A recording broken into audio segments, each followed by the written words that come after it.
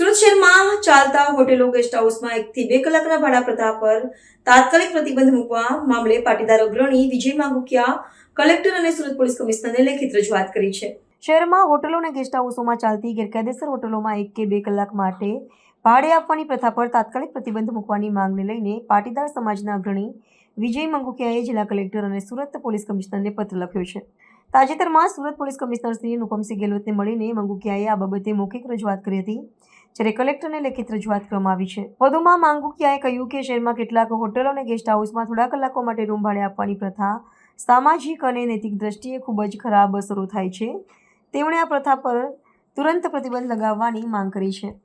આ ઉપરાંત શહેરમાં આવા સ્થળોની હોટેલોના લાયસન્સની પુનઃ ચકાસણી કરવી અને નિયમોનું ઉલ્લંઘન કરતા હોટેલોનું લાયસન્સ રદ કરવું સાથે પોલીસ અને સ્થાનિક વહીવટી અધિકારીઓ દ્વારા આવી હોટેલો પર નિયમિત દેખરેખ અને તપાસ કરવી જોઈએ અને સમાજમાં જાગૃતિ લાવવા માટે એક અભિયાન શરૂ કરવું જોઈએ। જી વિજય માંગુકિયા શું રજૂઆત કરવા આવે છે? આજે સુરત પોલીસ કમિશનર સાહેબશ્રીને રૂબરૂ મળી અને વરાછા, મોટા વરાછા, કતારગામ, અલથાણ, ભટાર આવા વિસ્તારોની અંદર જે રહેણાંક જે ગીચ વિસ્તાર છે, જે જ્યાં લોકો ખૂબ મોટી સંખ્યામાં મોટી માત્રામાં રહે છે, એવા વિસ્તારોની અંદર જ્યારે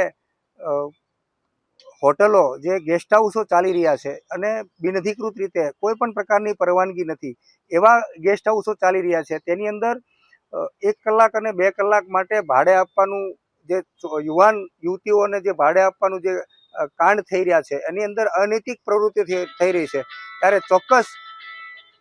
પોલીસ કમિશનર સાહેબશ્રીને રજૂઆત કરી છે, રૂબરૂ મળીને, અને કલેક્ટર સાહેબશ્રીને રજૂઆત કરી છે કે આ પ્રકારની જે અનૈતિક પ્રવૃત્તિઓ ચાલી રહી છે એમની પાછળ ડ્રગ્સ જેવા વ્યસનોમાં યુવાન યુવતીઓ ફસાઈ રહ્યા છે, આમની પાછળ સાયબર ફ્રોડ થઈ રહ્યું છે, આમની પાછળ ક્યાંક ને ક્યાંક